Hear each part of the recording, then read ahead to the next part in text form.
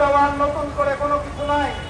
কথাবার্তা পরিষ্কার করে বলতে চাই, জুলাই গণঅভ্যুত্থানে 11 শহীদের রক্তের বিনিময়ে যে নতুন বাংলাদেশ আমরা পেয়েছি, সেই জুলাই সনদের আইনি ভিত্তি না দেওয়ার জন্য এবং জুলাই সনদ কিভাবে বাস্তবায়ন হবে সেটার পরিকল্পনাহীনভাবে যে জুলাই সনদ উপস্থাপন করা হচ্ছে তাকে আমরা তীব্র নিন্দা এবং প্রত্যাখ্যান করছি।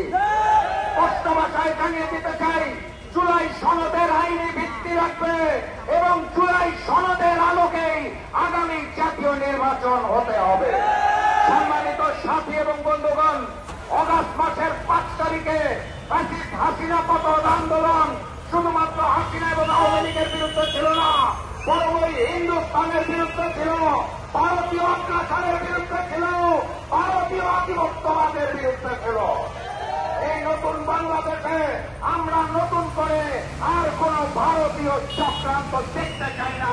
এই বাংলাদেশ করার জন্য, নতুন বাংলাদেশ করার জন্য আগামী জাতীয় নির্বাচন উভয় কক্ষে পিআর পদ্ধতিতে নির্বাচন ব্যতীত আর কোন গতি নাই।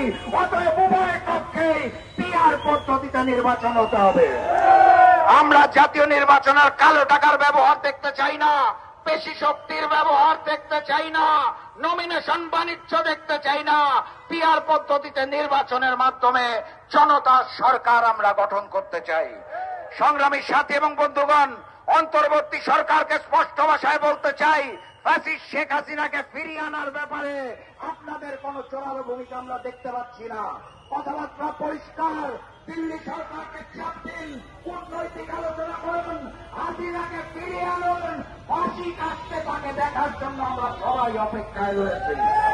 একই সাথে সাথে আওয়ামী লীগ, জাতীয় পার্টি, 14 দলীয় জোটের গণহত্যাকারী দোষর যারা ছিল সকলের অপরাধ নীতি বাংলাদেশ থেকে চিরতরে নিষিদ্ধ ঘোষণা করতে হবে। আমরা ভারতীয় প্রভাব মুক্ত নির্বাচন চাই, লেভেল প্লেইং ফিল্ড চাই। ওই শেখ হাসিনা যেভাবে করে দেশকে ভারতের হাতে তুলে দিয়েছিল, সেখান থেকে আমরা স্বাধীন সার্বভৌম বাংলাদেশ চাই।